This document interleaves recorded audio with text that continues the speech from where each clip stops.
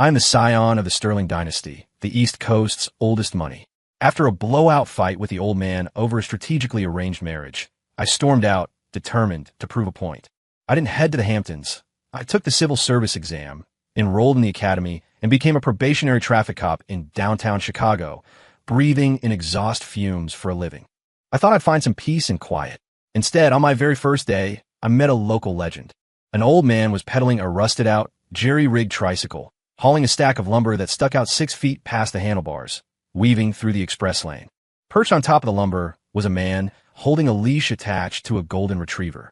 I hit the siren, pulled him over, and saluted. "Pops, where exactly are you trying to go?" The old man looked at me with eyes full of innocent sincerity. "To the scrapyard on Pulaski." I fought to keep the corner of my mouth from twitching. "I'm asking which lane you think you should be in." The old man puffed out his chest. "The right lane." I took a deep breath. "You're in the left lane, going against traffic." Before I could finish my lecture on traffic safety, a neon pink Mercedes G-Wagon swerved aggressively, cutting across 3 lanes and forcing the old man's trike into the median strip. The window rolled down, and a greasy, slick-back face leaned out, spitting a wad of phlegm toward the old man, who had tumbled to the ground. "Watch where you're going, you trash-picking hobo. If you scratch my paint, selling your organs wouldn't cover the cost." Huh. Back in my circle in New York, nobody dared to act this arrogant in front of me. Wearing this uniform today felt like destiny. The intersection was baking in the heat and exhaust, making my fresh polyester uniform cling to my skin. I pinched the bridge of my nose, trying to reset. "Pops, you can't have this thing on the expressway, and it's severely overloaded. It's dangerous." I pointed to the precarious lumber and the man with the blank stare holding the dog. The old man grinned, revealing teeth stained by tobacco and time. "Officer, if I haul any less, the gas ain't worth it." "That doesn't mean you can." My words were cut off by the screech of tires. It was that neon pink G-Wagon again. Like a wild boar off its leash, it jerked the steering wheel to the right without a signal, completely ignoring the tricycle moving in the outer lane. "Look out!" I shouted, but it was too late. The old man yanked his handlebars to avoid the SUV. Crash! The rickety trike, cargo, and passengers nosedived into the landscape median. Lumber scattered everywhere. The dazed man fell onto the grass, and the old golden retriever in his arms barked in panic. Ignoring the blood scraping down his own arm, the old man scrambled on all fours to the passenger, then checked the dog's legs. "You scared? You hurt?" He mumbled frantically, his voice cracking with heartache. The pink G-Wagon slammed to a halt. The driver, his hair practically dripping with gel, stepped out. He didn't even glance at the old man. He walked straight to his front bumper, inspecting the pristine chrome. Only after confirming there wasn't a single scratch did he turn around, looking at the old man like he was stepping in dog mess. Then came the spit. "PTU, where did this piece of garbage come from? Are you blind?" Brody Vance pointed a finger right at the old man's nose. "Do you have any idea how much this rig costs? If I sold your bones to a medical school, you couldn't afford a single headlight." Traffic slowed as rubberneckers stopped to watch. Brody seemed to feed off the attention. He glanced at the gorgeous woman in his passenger seat and raised his voice, performing for an audience. "Consider yourself lucky you didn't touch my car. Now get lost."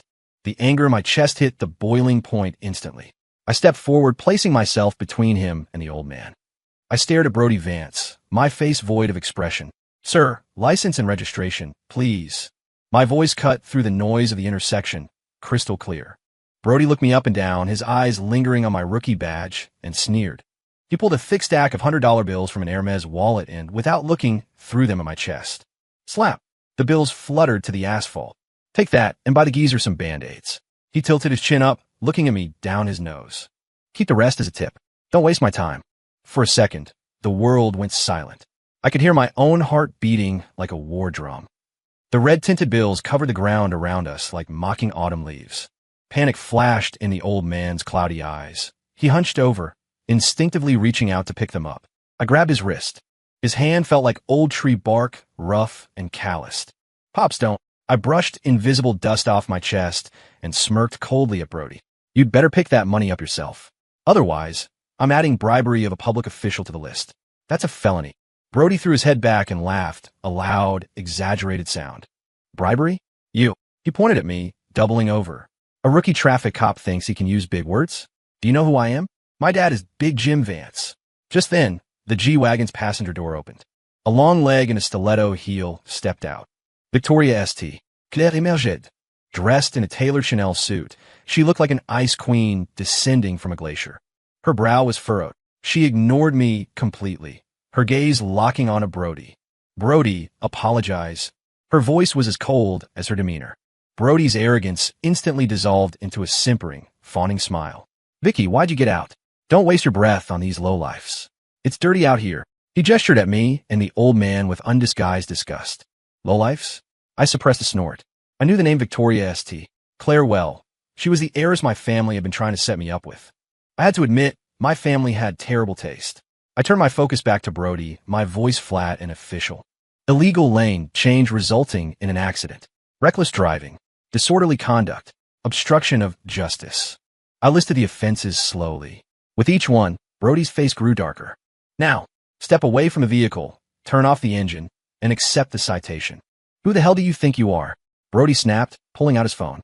Hello, Sergeant Higgins? Yeah, it's Brody. I'm at the intersection of State and Main. Some blind rookie is giving me grief. Get down here. He hung up, looking smug. Beside me, the old man tugged on my sleeve, his hand trembling. Officer, let it go. I have Medicare. I'm okay. Don't get in trouble for me. His voice was tiny, steeped in a lifetime of humility and fear. Looking at the wrinkles on his face and his averted eyes, I felt a sharp pang in my chest. I turned back and stared Brody dead in the eyes. Today, even if the president shows up, you are apologizing to this man. I pulled out my own phone. I didn't make a call. I opened a secure messaging app and sent a text to the Sterling family's head of security in New York, a man on call 24/7. Run a check on Big Jim Vance. Son drive à Ping Jivagon. Company is Vance Industries. Audit their taxes, fire codes, and safety regulations. Now, I pocketed the phone and waited, watching Brody and his gaudy pink tank. The show was just getting started. 5 minutes later, a police motorcycle roared up. A middle-aged sergeant with a paunch jogged over, helmet still on. It was Sergeant Higgins. He ignored me and went straight to Brody, beaming. Mr. Vance, what brings you to this side of town? Brody regained his swagger immediately. Higgins, your subordinate here has an attitude problem. He dared to stop my car. Higgins finally looked at me. Seeing a fresh face and a probationary badge, his smile vanished, replaced by bureaucratic scorn. What precinct are you from? Badge number? 9527. You knew. He barked. Are you blind? Mr. Vance is a pillar of the community and a major donor. Apologize to him immediately. I ignored his shouting and tapped the body camera on my chest. The red light blinked. Report, Sergeant. According to the State Vehicle Code, Title 11, Section 601, vehicles must reduce speed at intersections. Section 703, improper lane usage. Section 902, disorderly conduct. I recited the statutes verbatim, devoid of emotion. From traffic violations to public disturbance. With every code I cited, Higgins' face paled, sweat beading on his forehead. The crowd of onlookers started cheering. That kid knows his stuff. Yeah, money doesn't mean you own the road. He's kind of cute, too. I think I saw him on patrol yesterday. Higgins was speechless, trapped between the law and his donor, his face turning a deep shade of purple. Brody Vance lost it. He pointed a shaking finger at my nose, screaming, "You just wait. One phone call, and you'll be unemployed by morning." I calmly adjusted my cuffs, as if brushing off a speck of dirt. I doubt that. My voice was soft but carried an undeniable weight. But since we're talking, I have a few questions. I walked around his pink G-Wagon, tapping the exhaust pipe. This modification is illegal. Your tire tread is below the legal limit. And I stepped into his personal space, lowering my voice. You're manic, your eyes are bloodshot, and your speech is erratic. I have probable cause to suspect you're driving under the influence of narcotics. Come back to the station. Urine test. Breathalyzer. You won't mind, right? The blood drained from Brody's face at the mention of narcotics. He might not be high right this second, but a guy like him partied hard. He knew he wouldn't pass the screen. You're lying. Victoria St. Claire stood to the side, her expression shifting from cold to disgusted. Just then, a callous, trembling hand extended toward me, holding a cheap, unopened bottle of water covered in mud specks. It was Old Man Otis. Officer, drink some water. Cool down. The old man looked at me with gratitude. He had been hit, his livelihood wrecked, and insulted, yet he was offering me water he probably couldn't afford to waste. The contrast between him and the screaming trust fund baby was blinding. Victoria flinched visibly. She stopped hesitating, walked over to the median in her designer heels, bent down, and started helping the old man pick up the scattered lumber. She clearly had never done manual labor in her life, but the gesture hit Brody like a physical slap. Seeing his backup neutralized by statutes and his crush helping the lowlife, Brody snapped. He lunged at me, his face twisted in rage, shoving his hand toward my chest. I'll show you who runs this town. He thought I was just a mouthy rookie. I sidestepped, caught his wrist, and twisted. Snap! The sound of a joint popping. Following up with a standard CQC takedown, I slammed him face first onto the scorching hood of his own G-Wagon. He was 6 foot something, but he folded like a lawn chair. Brody squealed like a stuck pig. Assaulting an officer, I said, leaning my weight onto him. Penal Code Section 240. That's jail time. Get off me. Do you know who my dad is? Big Jim Vance. You're dead. I'll kill you. I'll kill your whole family. He was still screaming threats. Sergeant Higgins was trembling, wanting to intervene, but too terrified of the crowd and the camera. Brody, enough, Victoria shouted, losing her composure. Haven't you embarrassed yourself enough? Suddenly, a convoy of black SUVs glided to the curb. The lead car had government plates. Sergeant Higgins' knees knocked together. The door opened, and a man radiating authority stepped out, Chief Commissioner O'Malley. Right behind him was a portly, sweating man, Big Jim Vance. Brody saw his dad and started struggling. Dad, Uncle O'Malley, help! This rookie is crazy. He's assaulting me. Big Jim saw his son pinned to the hood and saw red. He charged at me, hand raised to slap me. You blind idiot, get your hands off my son. The slap came whistling through the air. But Commissioner O'Malley froze the moment he saw my face. His pupils dilated, shock replacing his professional mask. He recognized me. This face belonged to the only son of the Sterling patriarch, his old commanding officer in the military. I didn't flinch. I kept Brody pinned and looked O'Malley in the eye. Uncle Mike, long time no see. My voice was a grenade in the silence. This is your nephew? Got a bit of a temper. Big Jim's hand froze in midair, an inch from my face. The intersection went dead silent. Cold sweat instantly soaked through O'Malley's shirt.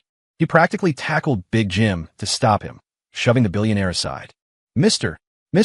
Sterling? Sir? What are you doing here? His voice trembled, his posture shifting into a deferential bow. Sterling, Brody mumbled against the hood. Uncle O'Malley, who are you talking to? He's a nobody. Before he could finish, Big Jim realized what was happening. Sterling, the New York Sterlings, the family that could buy and sell his entire existence before breakfast. Big Jim's face went white as a sheet. His world was crumbling. I let go of Brody, stood up, and dusted off my hands. Uncle Mike, relax. Today I'm just probationary officer number 9527, handling a traffic accident. I pointed at Brody, who was rubbing his wrist. This individual committed multiple moving violations, disorderly conduct, public insults, obstruction, and finally, assaulted a police officer. Tell me, according to the book, what's the protocol? Strict enforcement. Zero tolerance. O'Malley snapped to attention. Before the words faded, Big Jim spun around and slapped his own son across the face with all his strength. Crack. It was 10 times louder than the slap he'd aimed at me. You animal. You idiot. Get on your knees and apologize to Mr. Sterling. Brody, seeing the fear in his father's eyes and the submission of the police commissioner, finally realized the magnitude of his mistake. He looked at my cheap uniform, then at the powerful men terrified of me, and started to shake uncontrollably. I ignored the family drama. I walked back to Old Man Otis. My demeanor softened instantly. Pops, look, that SUV wrecked your trike. I gestured to the G-Wagon. Since that car is so sturdy, how about we have him replace your trike with a brand new one? Plus some cash for lost time and stress. Fair. The old man waved his hands frantically. No. Officer, that's too much. Just a new wheel is fine. Just a wheel. I turned to look at Brody, who was on the verge of tears. Hear that? The gentleman is generous. I paused, but I'm not. Impound the vehicle. Take the suspect into custody. Process him for everything.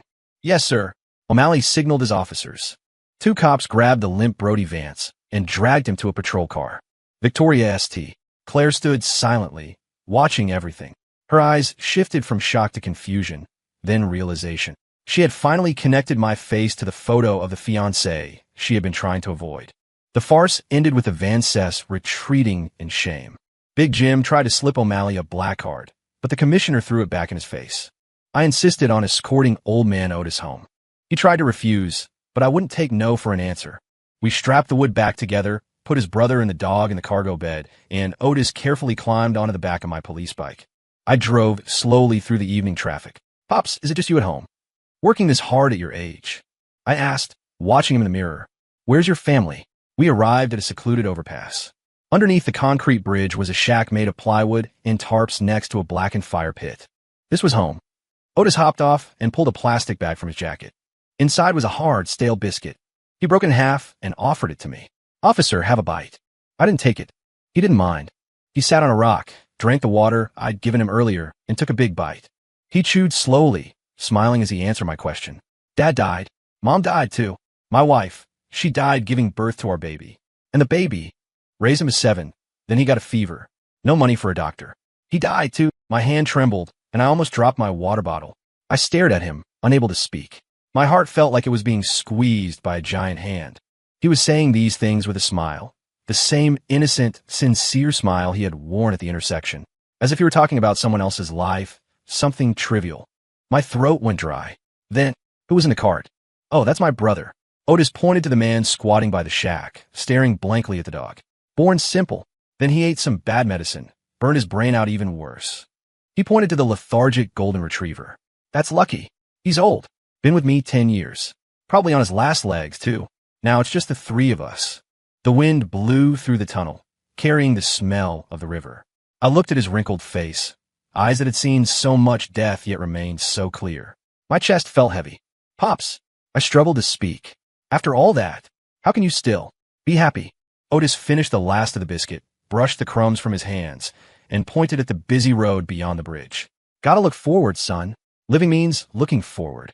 In that moment, my problems, escaping an arranged marriage, refusing to inherit a billion-dollar empire, chasing freedom, felt pathetic. Like a bad joke in the face of this man's reality. Unbeknownst to me, a black Porsche was parked in the shadows nearby. Victoria gripped the steering wheel, tears streaming down her face as she watched the old man laughing in his squalor. The next day, I was back on duty at the intersection. A bright red Ferrari 488 drifted aggressively and parked in the no parking zone right in front of me. The window rolled down. It was Victoria, wearing impeccable makeup. "Officer Sterling," she blinked at me. "I seem to be lost. How do I get to the west side?" I pointed behind her, stone-faced. "Ms. St. Claire, the west side is the other way. Move the vehicle immediately. You can't park here." She said, "Oh," gunned the engine, and left. 10 minutes later, a white Bentley Continental pulled into the same spot. "Officer Sterling, my phone died. Can I borrow a charger?" I pulled out my ticket book. "Ms. St. Claire, illegal parking. $200.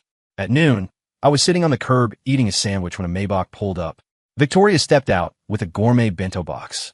"Officer Sterling, handmade lunch. Care to join me?" My colleague started whistling. "Damn, Julian, when did you snag a sugar mama? You're gonna be rich, kid." I waved them off and looked at her. "Ms. St. Claire, what are you doing?" She opened the box. It smelled amazing. "Chasing you. Can't you tell?" She smiled like a fox. I held up my dry sandwich. "I make $3,000 a month. I live in a studio apartment. I take the subway." I looked her in the eye. "I can't afford you." "That's okay," she said, holding up a piece of steak with chopsticks. "I'll keep you." I dodged the food. She ate it herself, tilting her head. "I heard the Sterling family went bankrupt. Is that why you're playing cop?" I almost choked. "Bankrupt? Where did she get that?" "Don't worry," she said seriously. "I'm not superficial. Even if you have nothing, I won't reject you. My father said the engagement is still on." She thought I was a destitute prince. Perfect. I was about to use this to scare her off when a taxi pulled up. Brody Vance stepped out. He had been released after 48 hours, looking haggard and hateful.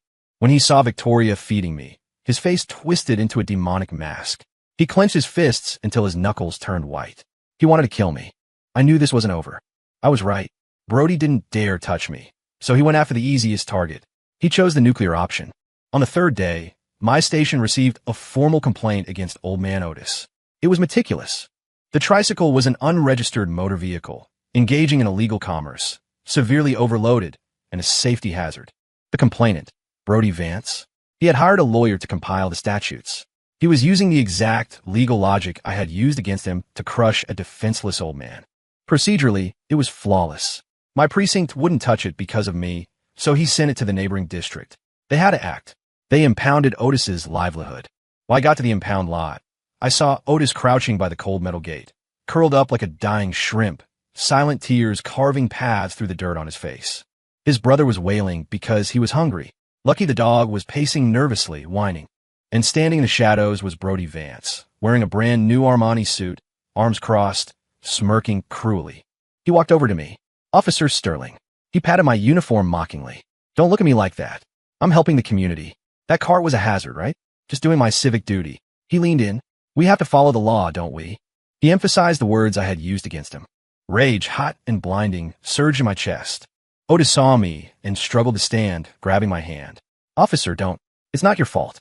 It's just my bad luck. He wiped his eyes and grabbed his brother's hand. I don't need the cart. We can collect bottles on foot. We'll survive. He turned and walked away, dragging his brother and the old dog into the sunset. His hunchback looked agonizingly lonely. That broke me. I pulled out my phone and dialed the number I swore I'd never use. A powerful, aged voice answered. Finally calling home, kid. I closed my eyes. Dad, I'm not running anymore, but I have one condition.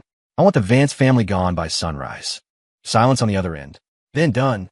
One word. That was all it took.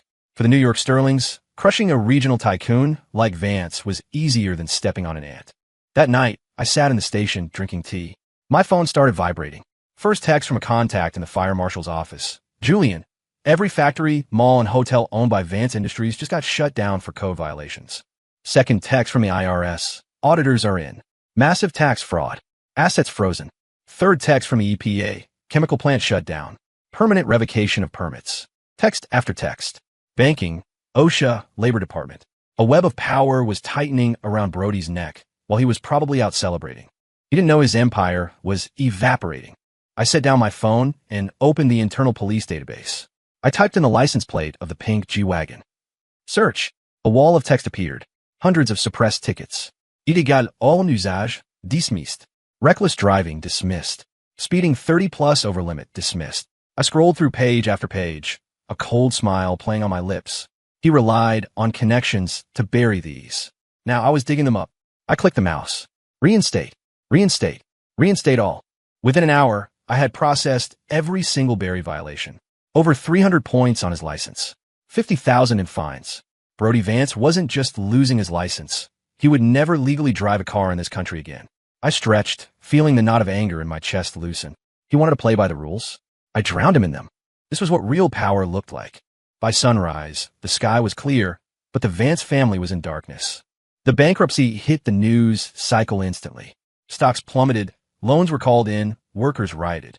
Big Jim Vance had a stroke and went straight to the ICU. Brody came running to the precinct, screaming and crying, throwing himself at my feet. Mr. Sterling, I was wrong. I'm sorry. I'm an animal. He slammed his head against the floor until it bled. Please let us go. I'm begging you. I kicked his hand away in disgust. Security, get this trash out of here. I drove my beat-up second-hand Jetta to a dealership. I didn't use family money. I used my own savings from investments I'd made over the years. I bought a brand-new, street-legal electric utility cart. Blue, with a rain cover and a large cargo bed. Fully licensed, insured, and registered. When I drove it to the overpass, Victoria was already there in her Porsche. Her trunk was open, stuffed with rice, flour, oil, blankets, and new clothes for the brother. She handed Otis a debit card. Pops, take this. And I found a care facility for your brother. I've paid for it. Otis was terrified, waving his hands. No, miss. I can't. It's too much. I stepped in, steadying him. Pops, relax. This isn't charity. This is a government hardship grant. It's yours by right. I lied without blinking. Yes, government grant. Victoria played along instantly. Hearing government, Otis started crying. He touched the blue cart like it was made of gold. Thank you. Thank you. On delivery day, I wore my dress uniform. I grabbed a few buddies from the precinct to ride escort. We formed a phalanx around Otis's new vehicle, legally escorting him down the main avenue. Otis drove with the wind in his white hair, laughing so hard his wrinkles smoothed out. Officer, this thing moves. I can haul a ton. Nobody's stopping you today, Pops, we shouted back. Sunlight hit our faces warm and bright. The video of me taking down Brody hit the internet. It went viral overnight. Real life Bruce Wayne. Who is this cop? Then, the internet sleuths found my identity. Billionaire heir Julian Sterling working undercover as traffic cop. The story exploded. He worked for fun. The hero we need. The noise reached the Sterling estate. My father sent the family motorcade to pick me up. It was time to go home, get engaged, and take the throne. It was my last shift. I folded my reflective vest. Victoria pulled up in her Porsche. "Shift's over, Julian. Taking you home." Before I could speak, I saw Brody Vance across the street, wearing rags, digging through a trash can. He looked at us, defeated and hollow. That was his ending. I went to the hotel suite where my father waited. "Dad, I'll do the engagement," I said. He nodded, pleased. "But the business? That waits. I like my job." He frowned, ready to argue. Then the butler walked in holding something. It was a bright red velvet banner with crooked, hand-stitched gold letters. "The People's Officer. Guide to the Lost." Signed, Otis. My father stared at the tacky banner for a long time. Finally, he sighed. "Do what you want." 6 months later, I got engaged to Victoria. I didn't move back to New York. I passed my exams and became a full officer. Badge hashtag 9527. Still on the same beat. Victoria became my frequent caller. "Officer Sterling, there's a Rolls-Royce blocking the fire lane at the mall." "On my way, ma'am."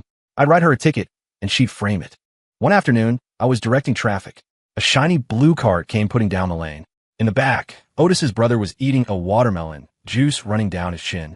Lucky the dog was napping at his feet. Otis saw me and waved frantically. "Officer Sterling, heading to the scrapyard." "Copy that, Pops. Drive safe. Stay in the right lane." He laughed and merged into traffic. I watched him go, the sun shining on the busy, noisy, imperfect world. This was the wealth I wanted to protect. Story complete.